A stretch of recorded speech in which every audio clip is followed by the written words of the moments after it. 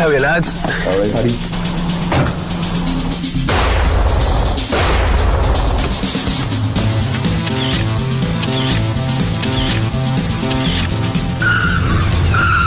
Over the course of 48 hours in late 2005, Dublin witnessed 3 horrific gangland assassinations, all carried out by one man, Paddy Doyle.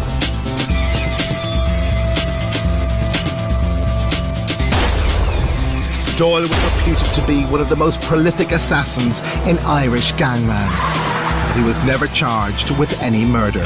So who was Paddy Doyle, and how did he become such a successful executioner?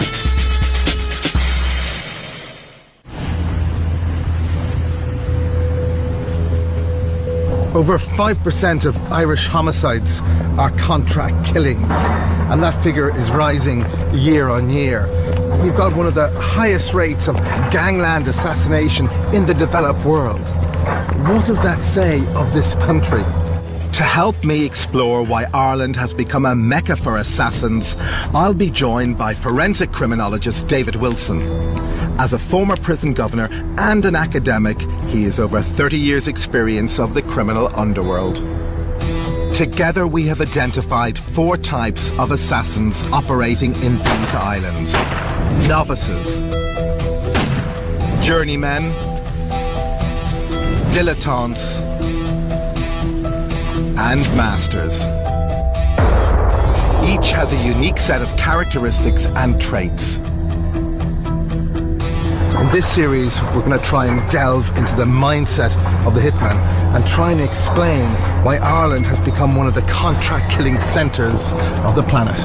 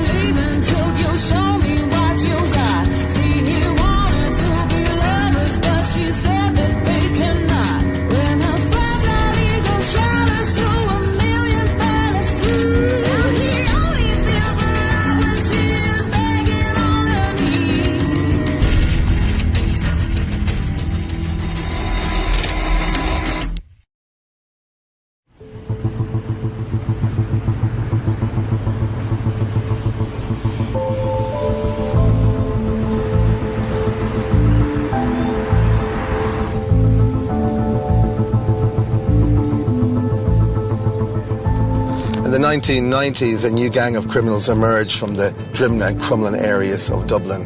They quickly graduated from low-level crime to major drug dealing. Their names would later become infamous in the history of Irish gangland. One of the most notorious of these was Paddy Doyle. Doyle was born and raised near Dorset Street in Dublin's north inner city, an area that has long been blighted by poverty and deprivation.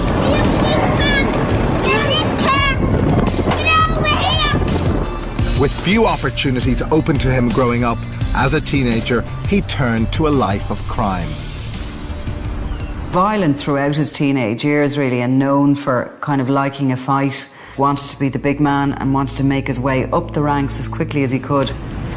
That's it, grab it all and get the fuck out of here, come on! He built up a reputation very early on as one not to mess with. I've heard it said about Paddy, he's the lad that the bullies wouldn't take on. One of the gang's weapons was this, what's referred to as a double Stanley. It's very simple, it's a Stanley knife with a double blade with a matchstick in between. The double blade actually takes out. You'll see quite a lot of youngsters around the city that were subject to that sort of violence.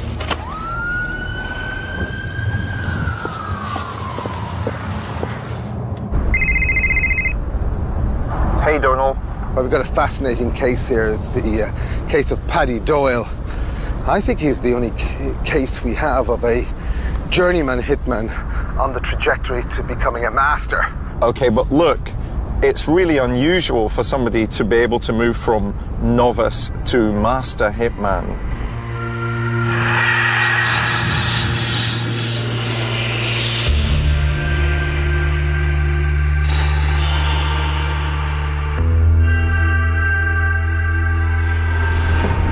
So let's see if Doyle conforms to that checklist that we produced about what a master hitman would look like. Paddy Doyle first came to prominence as a key player in the Crumlin-Drimnagh feud. But how did a North Dublin hardman become involved in a Southside gang war? This area of Dublin was the patch of former Garda Brian Cherry. He witnessed the rise of the new breed of Dublin criminal firsthand. What was the genesis of the Crumlin and Drimnagh gang? A lot of them actually grew up around Crumlin, and Drimnagh runs into Crumlin, and a lot of them went to the same school, played football in the same teams as each other, that type of thing. Went to the same dance halls, then transferred into crime, and they formulated their friendships over deals and drugs and circulation amongst themselves, and they were a major players in the distribution of drugs in the south side of the city.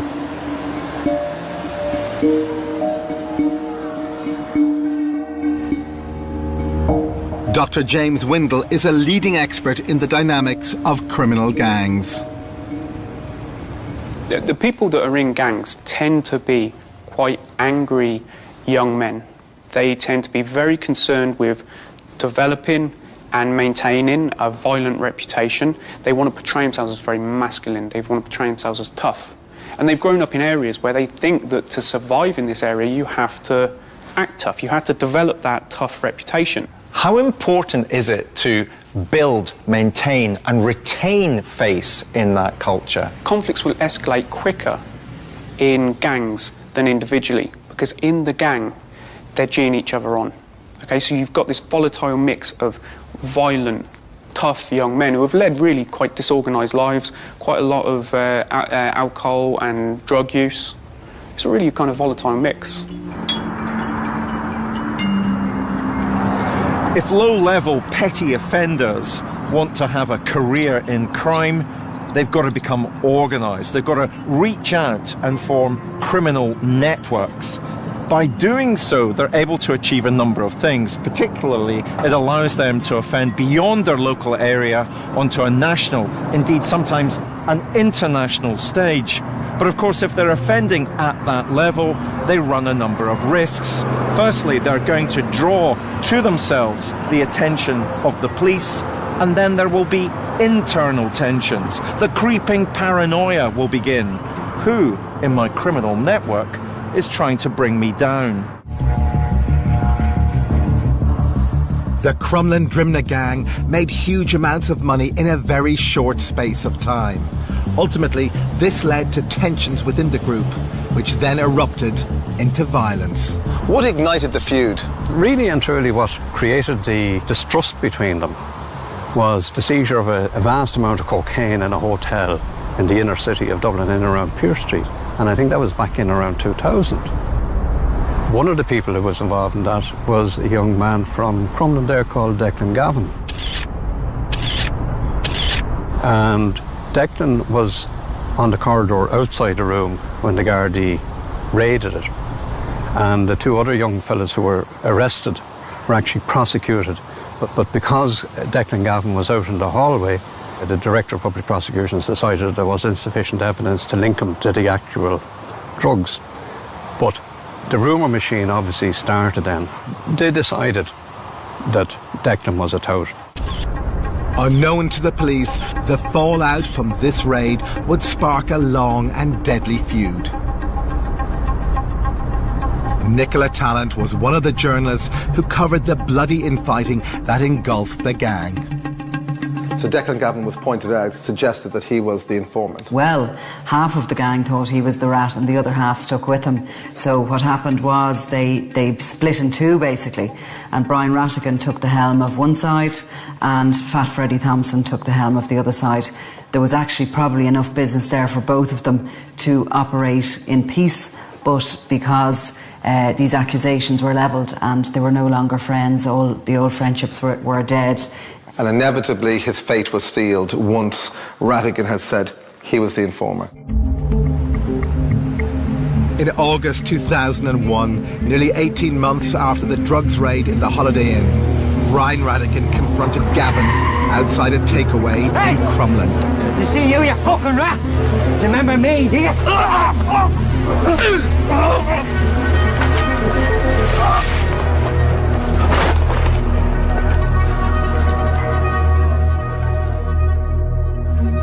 The chipper the next morning showed sort of what was to come. There was bloody handprints on the windows and on the doors as you could see where the victim had fallen. Declan Gavin's associates wanted revenge. They decided to strike back at the heart of Radigan's close circle. They targeted his younger brother, Joseph. Into this volatile situation stepped Paddy Doyle.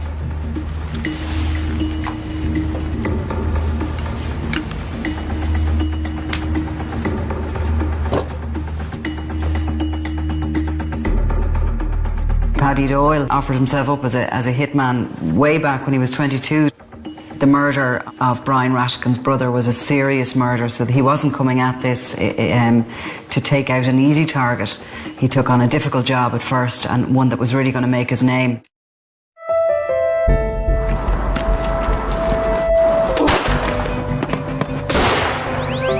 In 2002, at the age of just 22, Paddy Doyle carried out his first hit, gunning down rival gangster Joseph Ratigan. To understand Doyle's evolution from hardman to hitman, David has gone to the site of the murder. I like to come to the spaces where the hit actually took place because I use a technique called a criminological autopsy.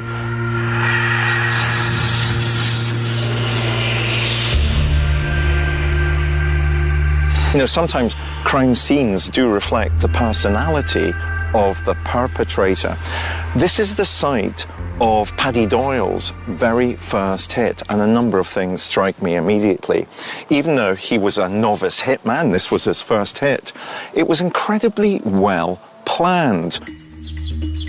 He was wearing a balaclava, it was early in the morning, he was clearly watching the movements of his victim. Now, again, just because I'm in this space, I think I can say a few things about this hit. Firstly, for a novice hitman, that showed an incredible amount of chutzpah. It implies either that he had somebody training him, he had some kind of mentor that was helping him be a hitman. And I suppose more chillingly, it also suggests that he could move all the way from being a novice to a master hitman.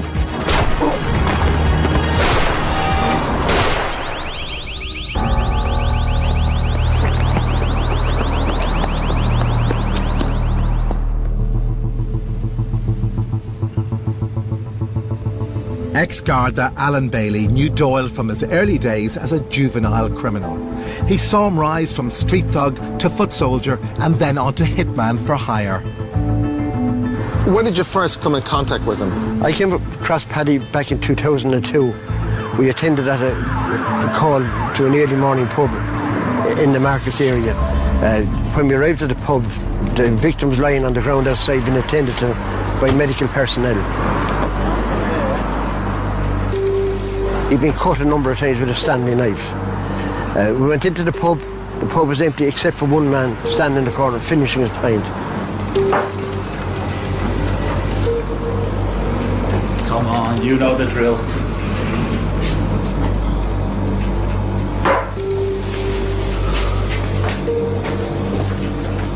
That was Paddy Doyle. While the rest had turned and ran away, Paddy stayed to finish his pint. And that would be him. Paddy, I need a DNA sample.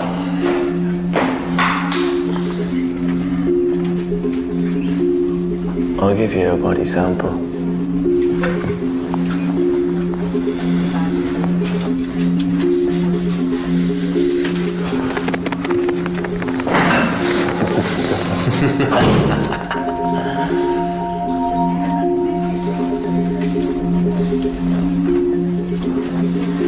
When he started masturbating in front of you with the blood of his victim on his hand, I mean, it's not a very technical term, but the word sicko comes to mind. Well, it takes a certain sort of person to do something like that.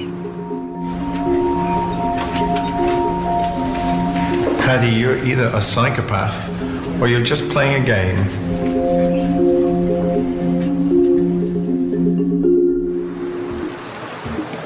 As one of the chief suspects in the murder of James Rattigan, Paddy Doyle decided he had to escape Dublin. Through contacts in the underworld, he moved to Liverpool, where he began working for one of the biggest drug dealers in the UK, Colin Smith, aka King Cocaine. Crime reporter Graham Johnson is an expert on Liverpool's drug cartels. So the relationship between Colin Smith and Paddy Doyle was a good one because they both needed each other. Colin Smith, he wasn't a traditional drug dealing godfather. He wasn't very tough physically. He was, he wasn't a very violent person. He was a kind of a rational economic criminal who started off selling pot in school. He went from being someone selling drugs in a Volkswagen Golf to someone who was worth 300 million quid. Colin Smith was known as King Cocaine. What was his relationship with Colin Smith? Colin Smith and Paddy Doyle were close. They were good friends.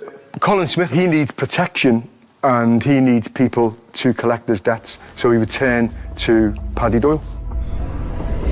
One person who understands why an Irish gangster like Paddy Doyle might be attracted to Liverpool is criminologist Emma Kelly. Emma, thinking about Paddy Doyle, when he moved from Dublin to Liverpool, would there have been some specific advantages he would have had? I think if you look at Ireland as a country, obviously we're very small, which means it's not difficult to become a big player. So it's big fish, small pond. So yes, there would have been a certain level of reputation when he came over to England. And equally, as an Irish person in general, they like to play on the charm of the Irish. We are a charming nation, and that can work to a criminal's advantage as much as a non-criminal person. You've obviously mentioned the charm that the Irish bring with them when they travel. But what about the frisson of being someone from Southern Ireland who could claim a connection perhaps to the IRA? There will be many people who see organised crime as, ordinary decent criminals, and we're not interested in terrorism, especially today. So you might find that people distance themselves from that. I think in the 80s and 90s it came with a certain criminal gravitas to be associated with the IRA.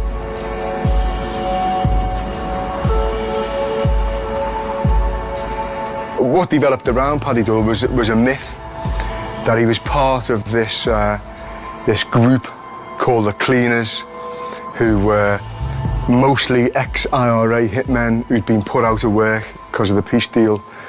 Because of their old underworld propaganda, which worked to their advantage, the Cleaners, they became the kind of leading hitmen of that period, because they guaranteed the contractors that if they killed someone, they would leave the scene clean of forensic evidence. Paddy Doyle was recognised by his nickname. Did he relish that nickname? Paddy Doyle was known as Paddy Whack Doyle for two reasons. Number one, he was Irish, and number two, he whacked people, he killed people, and that was it. But I don't know how much he relished that, but certainly as a crime reporter, we would relish that kind of tabloid name for him.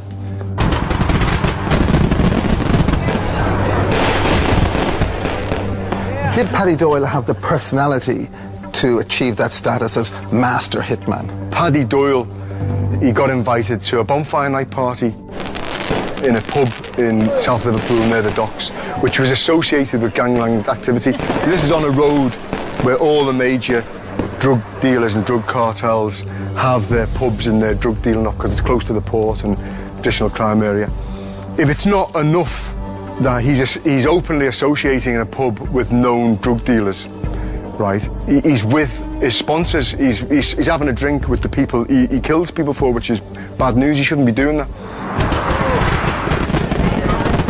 But what he does, he gets overexcited at this party. He takes out a gun and he fires it into the air.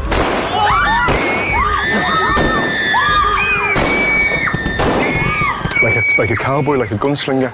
Of course, it attracts the attention of the police, who've got armed response units on this road pretty much 24 hours a day, and they go to the pub and they nick him.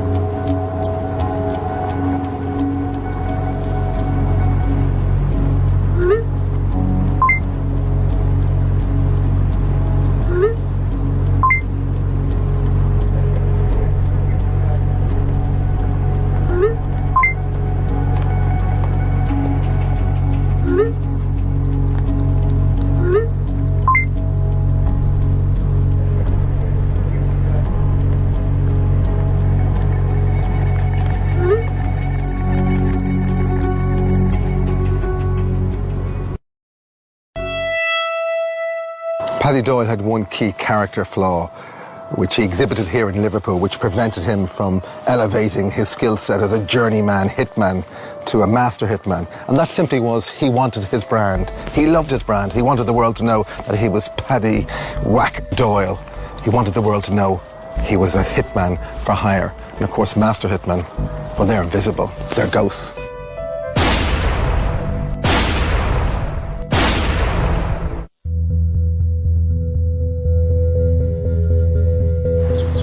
In November 2005, hitman Paddy Doyle came home to Dublin. He was looking to settle some old scores. Although now working for Liverpool crime boss Colin Smith, he still had loyalty to his original gang in Dublin. Brian Sherry was involved in monitoring the Crumlin-Drimnagh feud at the time. Now, if he had made his reputation by killing Joseph Rattican, his next killing spree would mark his name indelibly in the history books of Irish crime. One mad 48 hours back in 2005, you had Darren Gagan and Gavin Byrne shot dead up in Carrigwood Estate up in Temple Oak Fairhouse. Interestingly, they were part of the Thompson criminal gang side of the feud.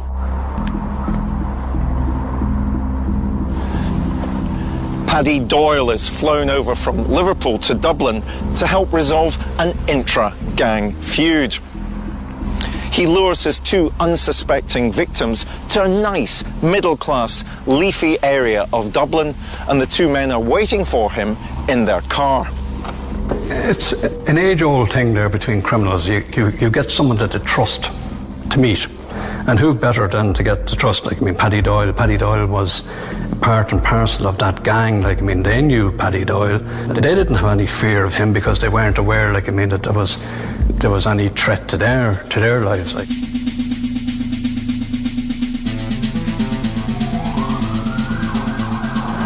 Why did you come back home to do this, Paddy?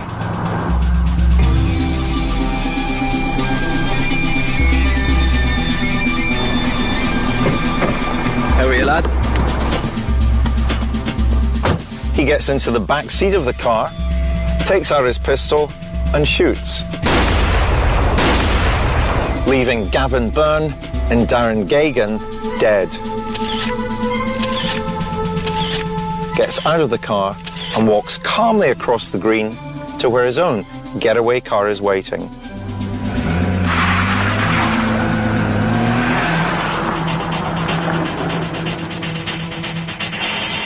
I think this hit is definitive proof that Paddy Doyle is not a master hitman.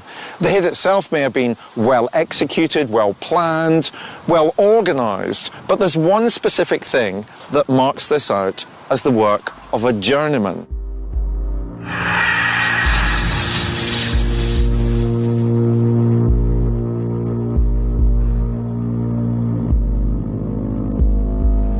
It's committed in Paddy Doyle's home city. Master hitmen are freelancers. They fly into an area where they're not known, execute the hit, and then leave. For whatever reason, Paddy Doyle keeps being lured back to his home city, and because of that fact, he's a journeyman, not a master hitman. This quiet cul-de-sac in Fairhouse, South Dublin, the scene of a double murder in a gangland feud that has now claimed 6 lives. The double murder has shocked locals.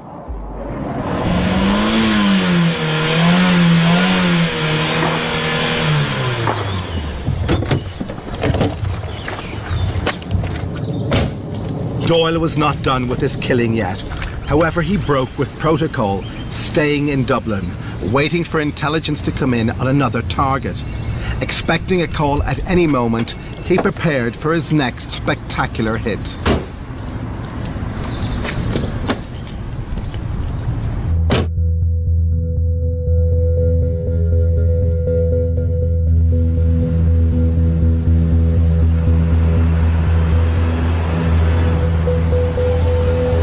On November 15, 2005, one of the major figures in the rival gang, Noel Roach, was enjoying a night out at a Phil Collins concert. What role did Noel Roach play in the gang?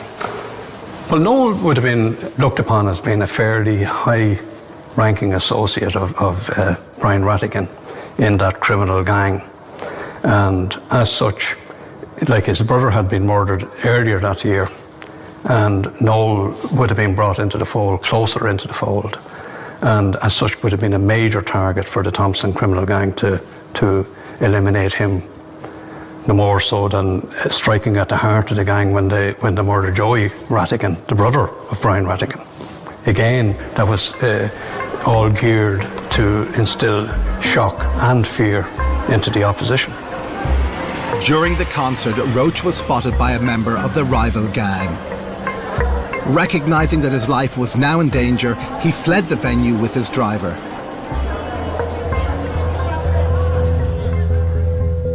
Roach may have thought that he'd made a clean getaway.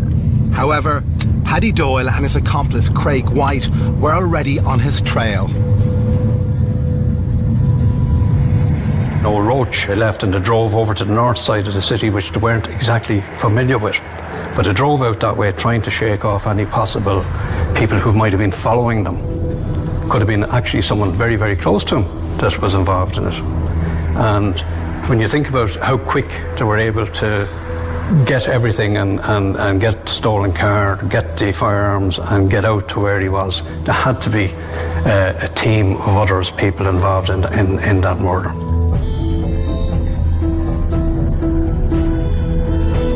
That's him just past us.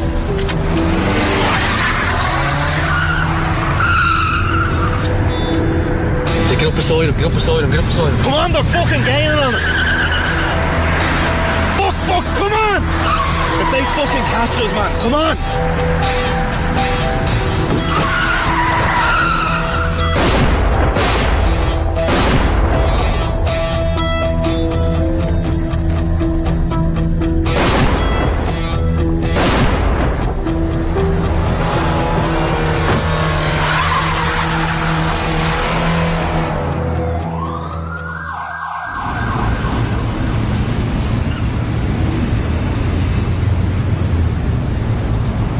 Most people think that hits take place well out of view of the public and certainly out of the view of the police. But actually, where I'm sitting on the Clontarf Road, a busy artery into Dublin city centre, is the site of one of Paddy Doyle's hits. It's here that he guns down Noel Roach. What is his choice of location where he's going to commit that hit tell us about Doyle, the hitman, at this point in his criminal career? Well, I think it tells us a number of things. Firstly, it tells us how reckless he's prepared to be. The police station is just down there. There are witnesses. This is a very busy space that he's chosen. That probably implies not only that he's reckless, but by this stage in his criminal career, he's operating in an entirely different moral universe from you and me.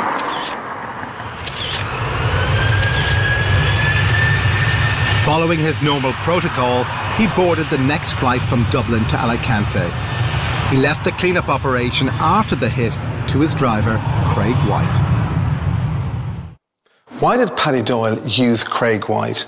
He appeared to be very naive and inexperienced. Within the short period after the murder, you know, you've already prepared for that clean-up. You've bought petrol, you've bought, you know, equipment to set the car on fire to make sure that it burns.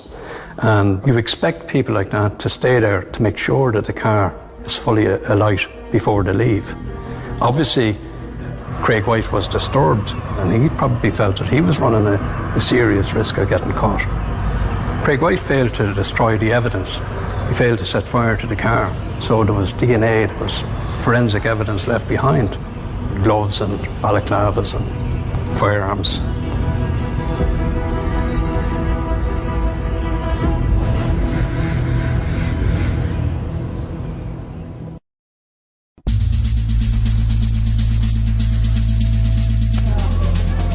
For the first time, police now had concrete evidence that tied Paddy Doyle to a Dublin gangland hit.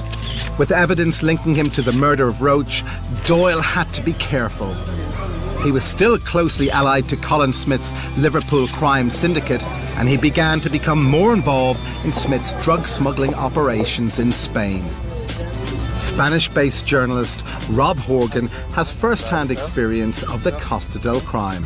What was the attraction for the Costa del Sol to someone like Paddy Doyle? Paddy Doyle came here in the early 2000s with a lot of other Irish criminals that he'd built up connections with in Ireland, so the likes of Christy Kinahan, Fat Freddie Thompson, Gary Hutch, who was murdered here 12 months ago, sparking the Hutch-Kinahan feud. Plenty of guys similar to himself, similar age, and had been involved in crime in Ireland and the UK before moving to Spain. It was the who's who of Irish criminals, and Paddy Doyle was very much part of that scene. For someone like Paddy Doyle, was the Costa del Sol good for business? If you're a hitman for a drug gang as well, it's an extremely good place for business. The Straits of Gibraltar must be one of the most heavily trafficked stretches of water in the world, perhaps. So you've got North Africa just an hour away by ferry over to Algeciras and places like that. To what extent was he living up to that image of the Hollywood hitman? So Paddy Doyle was living the luxury millionaire's lifestyle of any sort of successful businessman would who'd moved to the Costa del Sol. And at the same time, he was a clean, efficient and brutal killer. And his hits would always be high-profile, highly paid hits. He wouldn't just take work from anyone. And the main thing for the people who employed him was the fact that he got away with it every time. There was rumours that murders were linked to him, but he was never arrested or charged for killing anyone.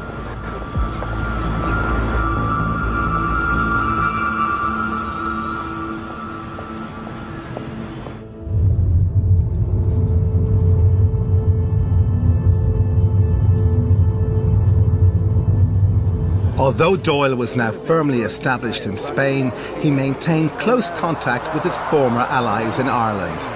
In particular, he developed a very close personal friendship with Irish criminal godfather Eamon the Don Dunn. Oh, they're brutal. Shite as usual. One man who knew Eamon Dunn well was barrister Alan Toole. David is going to meet Alan to get an insight into Paddy Doyle's relationship with Eamon Dunn. You knew Eamon Dunn really well. How would you describe Eamon's relationship with Paddy Doyle? Honestly, it could have been something as simple on the one hand as their love of football. They were both avid Liverpool fans. Or others will say could just as easily have been their passion for involvement in crime. And maybe somewhere between both of those extremes, there's the reality of it. I don't know. Do you want a pint? Yeah, go on, guys. They need a centre half. Sort that out for me, will you? Yeah. Make it clean.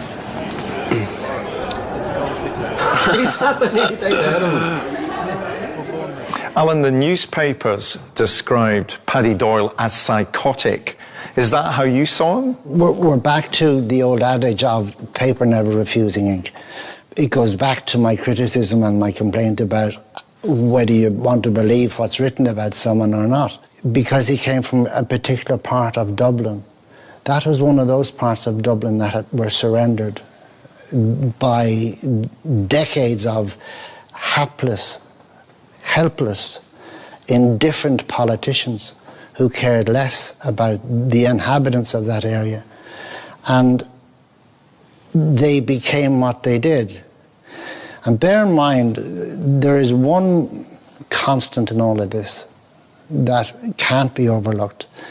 The amount of money that's involved in drugs run to figures that you and I can't even contemplate.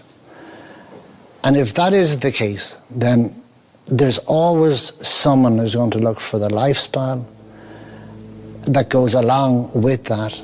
But along with the lifestyle comes the risks. You know, talking to Alan Toll reminds me there's a whole mythology about Paddy Whack Doyle, to the extent that I wondered how much Doyle himself was aware of that mythology and perhaps tried to live up to it, perhaps tried to deliberately manipulate it. The other thing I took away from that conversation, though, was how Alan described Doyle's personal circumstances, his social background.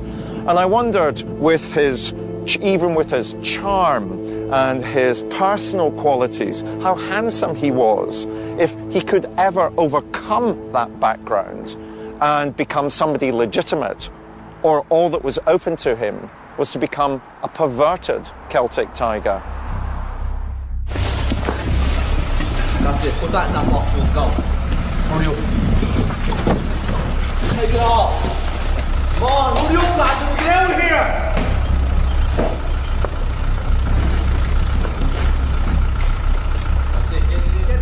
Doyle was becoming more and more involved in the day-to-day drug smuggling operations of the Liverpool drug kingpin Colin Smith. He frequently travelled between Amsterdam and Alicante for Smith, organising the collection, transportation and protection of cocaine smuggled into the UK. Will you hurry the fuck up? I want to get out of here. That all, yeah? Close her up, boys. Good stuff.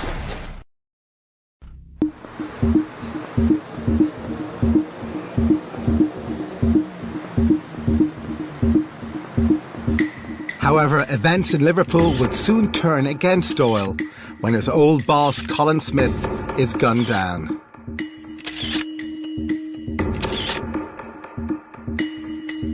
This is ultimately where he died. What happened? So he lived here and he died right there. And one day in 2007, he came to visit the gym which he owned, which was behind the store and up the stairs.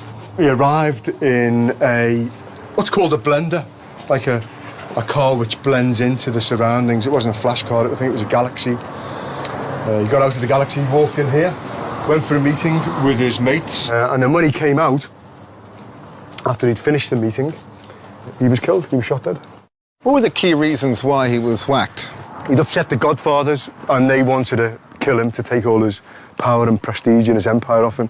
But the second reason was a tactical reason. Smith was in the middle of a £140 million cocaine deal. So the conspirators who killed Smith were going to take this gear and then not pay for it. And of course, what did Colin Smith's murder mean for Paddy Doyle?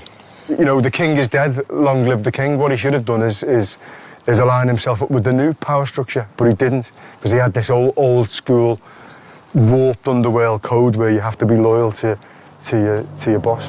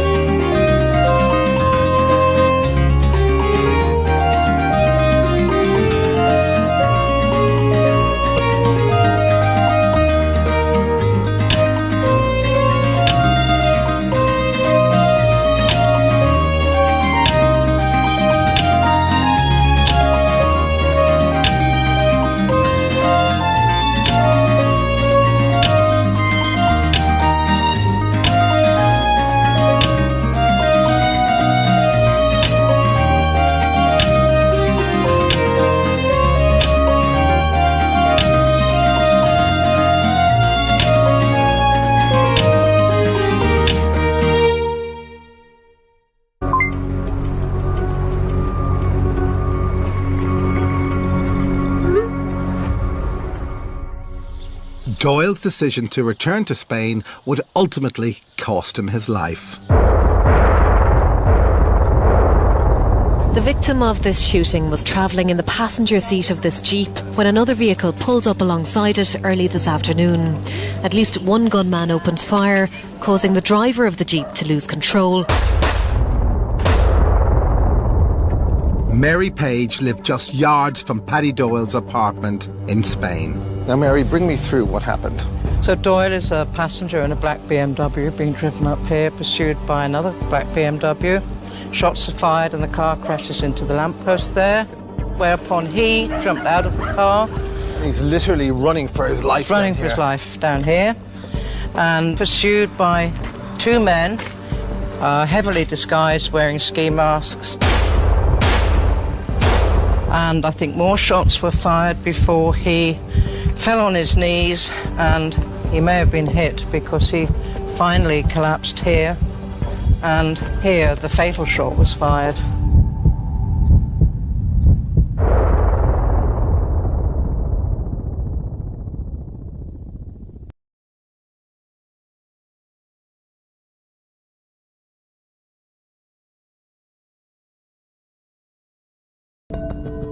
The dead man, who was in his 20s and from Dublin, was known to Gardaí, and the killing is believed to be drugs related.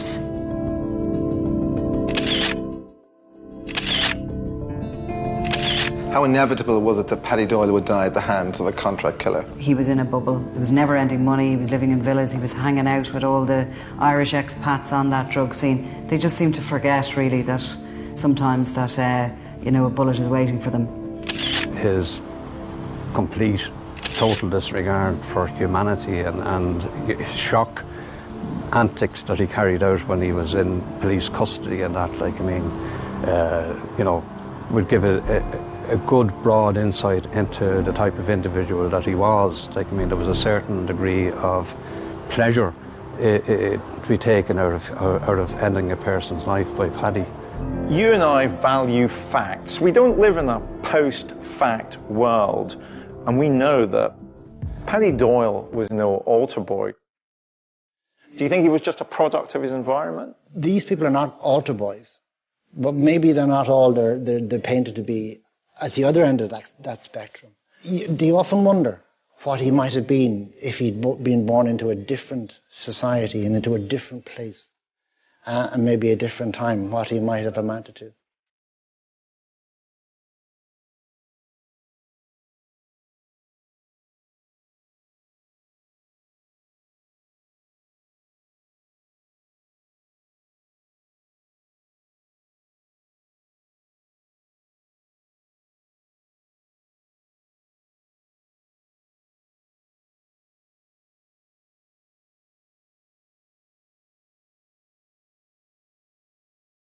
We started this journey thinking that Paddy Doyle could be an example of a master hitman. And having studied him now, I realised that he wasn't a master hitman. So why don't you think he doesn't quite make the grade as a master hitman? He could never resist the siren call to go back to Dublin. And you and I know that master hitmen are never associated with a particular location. But certainly he loved to present himself as that perfect hitman for hire in the clothes he wore and even in his demeanour and the rules of engagement that he accepted. Paddy Doyle would still be alive today were it not for his ego, the fact that he wanted the world to know what a great hitman he was. Otherwise, he would be a master hitman and he'd be invisible. We're agreed, a high-end journeyman, not a master hitman.